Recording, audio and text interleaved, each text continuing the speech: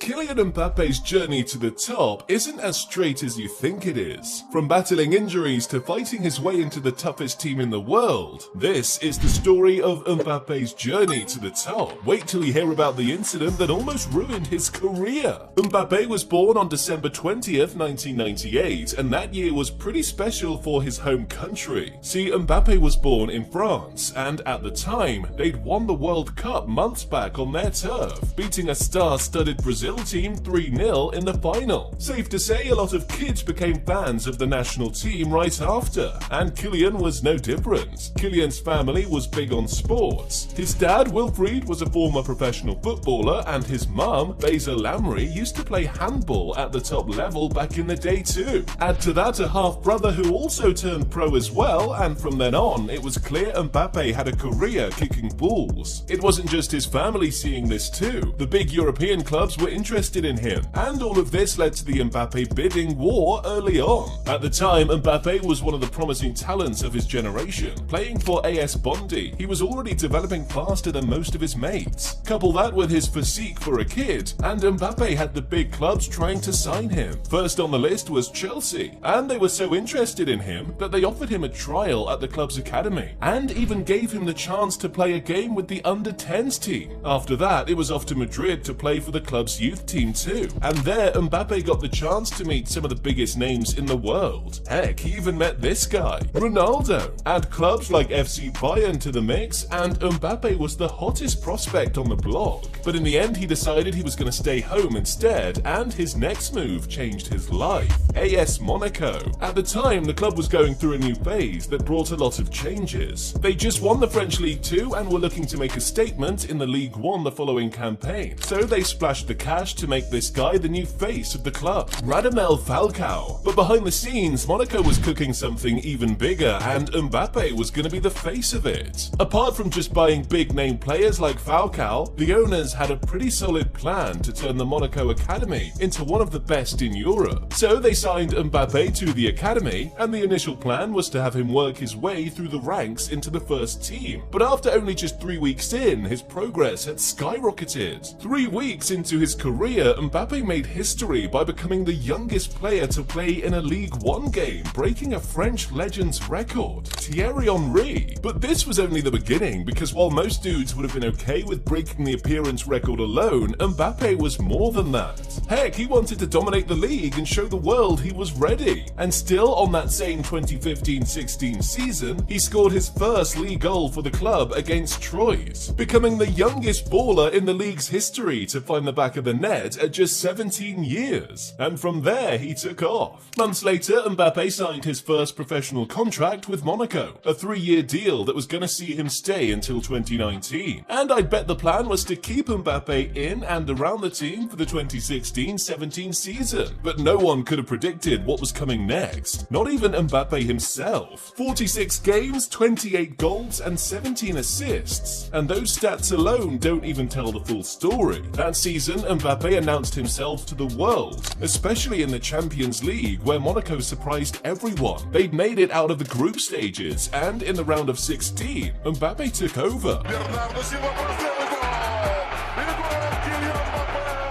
He bagged this goal in Monaco's 5-3 first leg defeat, but it wasn't over, because in the second leg, Mbappe opened the scoring to help Monaco win the game 2-0 and progress on away goals, knocking City out. In the quarter-finals versus Borussia Dortmund, Mbappe continued his impressive form. This time he bagged a brace in the first leg and another goal in the second leg to help Monaco knock out Dortmund and send them to the semi-finals. Amazing! To show just how unexpected this one was, Monaco was going to be facing Juve in the semis, and Juve's goalie, Gianluigi Buffon, had already started his playing career before Mbappe was born. Damn, I guess the experience on the Juve team was just too much for Mbappe and Monaco, because in the end, despite Mbappe scoring Monaco's only goal in the game, they lost 4-1 on aggregate, and were knocked out. But this defeat didn't feel like the L to Mbappe and his teammates, because back in France, they'd done the impossible. incredible. They somehow managed to win the league.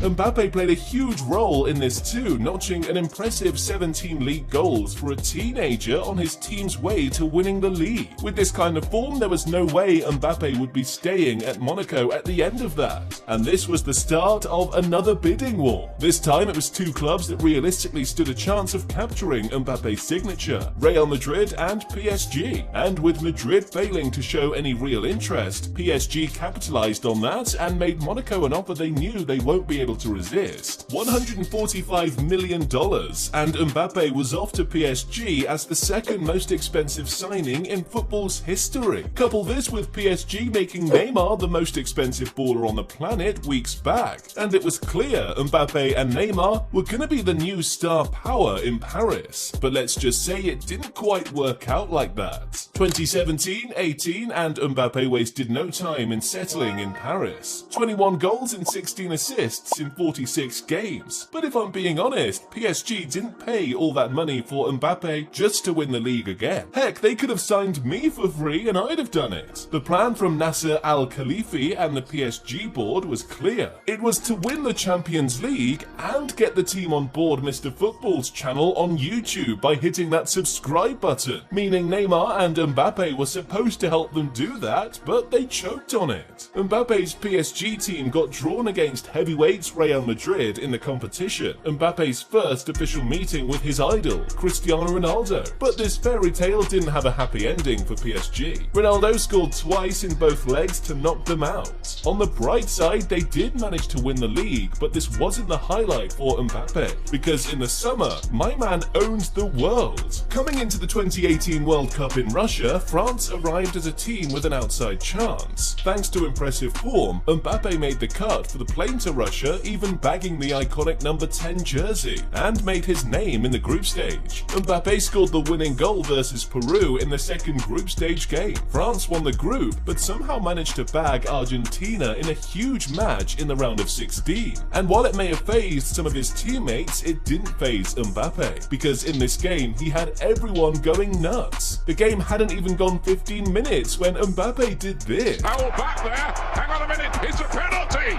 It's a penalty for France. Damn, I bet Mbappe would make Flash look slow. Still, Mbappe wasn't done because he hadn't scored yet, so he dropped this. And Mbappe! Oh yes! France in this seesaw game. And this. Giroud helped on here. Mbappe's got another one.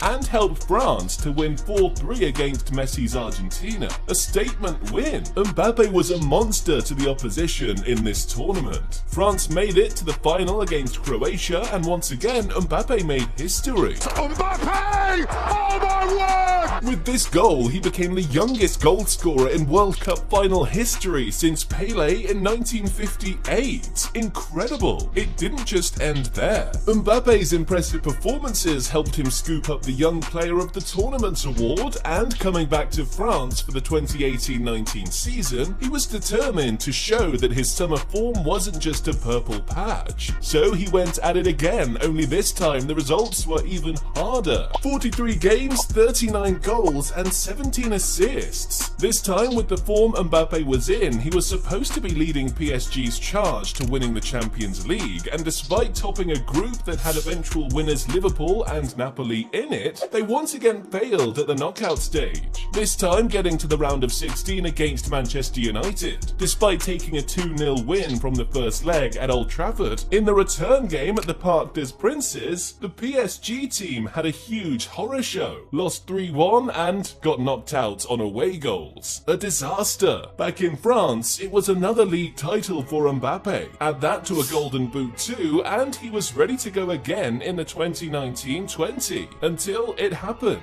37 games, 30 goals and 18 assists, but in reality, Mbappe's 2019-20 season was divided into two parts. The first half of the season, Mbappe was a different gravy, a Champions League hat-trick against Galatasaray in the group stage, coupled with a stunning collection of impressive goals, and he was on full form until COVID struck. With the game getting delayed, the French government decided to end the League One season early, meaning Mbappe and PSG had already won the league, and all attention now was to the Champions League. UEFA had to improvise with COVID around, so they scrapped off the double leg phase in the competition and had the entire thing being played in Portugal, meaning Mbappe and PSG had no excuse to not go through now. They beat Atlanta in the quarter-final thanks to a dying minute Mbappe assist to Choupo-Moting and beat RB Leipzig 3-0 in the semi-finals. But in the final against Bayern Munich, Mbappe went AWOL. This was as close as it got for Mbappe. Kingsley Coman scored the only goal of the game to give Bayern Munich the Champions League, and Mbappe was out in the cold again. 2020-21 came along and Mbappe showed that he'd put the Champions League final defeat behind him, because that season he was on fire. 47 games played, 42 goals and 11 assists. Damn. On a personal level, Mbappe was ticking off all the right boxes. He didn't just win the Golden Boot again, he also won the Top Assist Provider award too, meaning he dominated everything. But on a collective level, PSG hit a new low. This time they didn't even win the league. These guys did.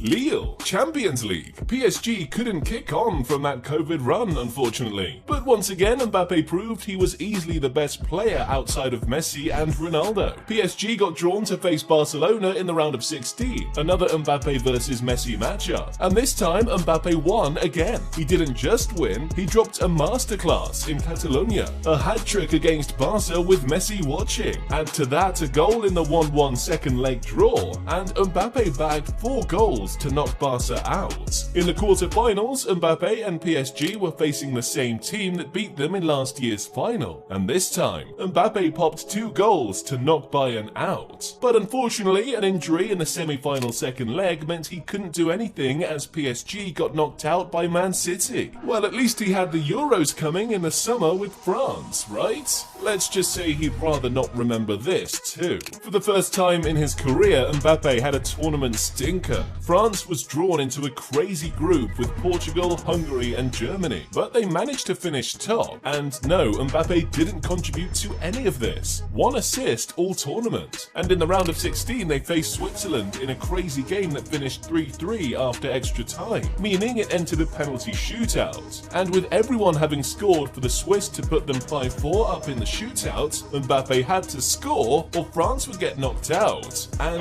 boom. And Mbappe is the one to falter. He missed. Sommer saved Mbappe's penalty, and what followed next was a series of hate messages for Mbappe. It was so bad that Mbappe himself even admitted to almost quitting the national team because of it. But his elite mentality had him realize that on the journey to the top, it's never going to be easy as always, so he picked himself up and in 2022 set the world on fire again. Remember when I mentioned the dynamic duo of Neymar and Mbappe earlier? Well, it had now become a formidable trio because Messi had gotten so tired of losing to Mbappe every time that he decided to link up with him in Paris. And together they created a front three that was supposed to scare the world and dominate everything. But the only thing they dominated was FIFA Ultimate Team, because on the pitch it never worked out. Obviously the idea was simple: win the Champions League, so when they got drawn to face Real Madrid in the round of 16, the whole world was watching as Mbappe scored the winner in the first leg and put on a performance in the second leg too, scoring 3 goals with 2 disallowed for offside. But that was as good as it got for PSG. Messi couldn't get any rhythm and Madrid scored 3 goals to knock PSG out in the round of 16, a familiar sight.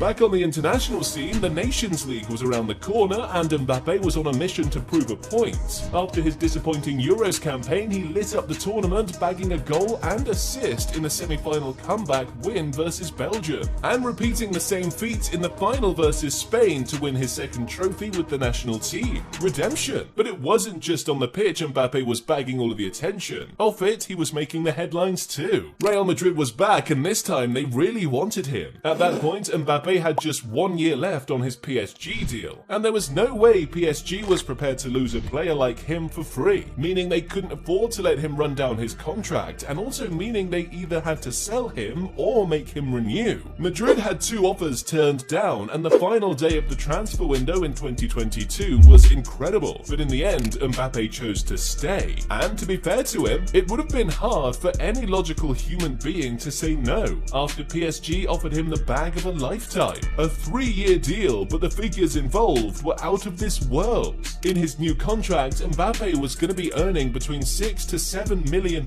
weekly, a signing on fee of $250 million to be spread over 3 years, and even better, a position of power at the club. With this, Mbappe could bet to choose the players he wanted the club to sign, and the positions he felt they should strengthen. There's no way he could say no to this. Mbappe stays became a trending hashtag, and 2022-23 became a mixed bag for him. Halfway through the season, Mbappe was on a plane with the national team again. This time, it was to Qatar, on the world's biggest stage, the 2022 World Cup, and France and Mbappe came into this one as huge favourites. Despite having several key players from the 2018 squad miss out through injuries, France still pulled through. Mbappe bagged 3 goals in the group stage, then another 2 in the round of 16 versus Poland, helped his team win the quarter-finals and semi-finals against England and Morocco respectively. And now they were back in the final again, this time against Argentina. Mbappe versus Messi, the trilogy. Argentina took a 2-0 lead early on, and up until the 77th minute, it looked like these 2 goals were going to be enough to beat France. But what followed next was Kilian Mbappe putting the world on red alert. Then this. Can't even lie, I went shirtless and almost broke my glasses cheering this one from my sofa. What a comeback. Mbappe had pulled the game to 2-2 for France, and even when Messi scored in extra time to make it 3-2, he scored again to level the match, becoming the first man to bag a World Cup hat-trick since Jeff Hurst in 1966, and took the game to pens. Mbappe went first for France and scored, but unfortunately his teammates couldn't get the job done, missing 2 penalties, and Argentina won the World Cup thanks to the shootout. Mbappe claims the tournament's golden boots and showed everyone that he was ready to move on and become the next big thing. And with the season resuming after the World Cup break, Mbappe was back in action for PSG. Only this time, it was same old, same old. PSG got knocked out in the round of 16 again, and now Mbappe was fed up. It's 2023-24, and anyone who's been watching knows Mbappe has already announced his decision. He will not renew with PSG. He's leaving at the end of the season, and I'm pretty sure everyone knows where. Florentino Perez, you wise old man. I bet Mbappe leaves PSG with no regrets. Getting that deal in 2022 set him up for life, and had him buying stuff so crazy, I made a list of the 10 things Mbappe owns that costs more than your life. And all you gotta do is hit the next video to check it out.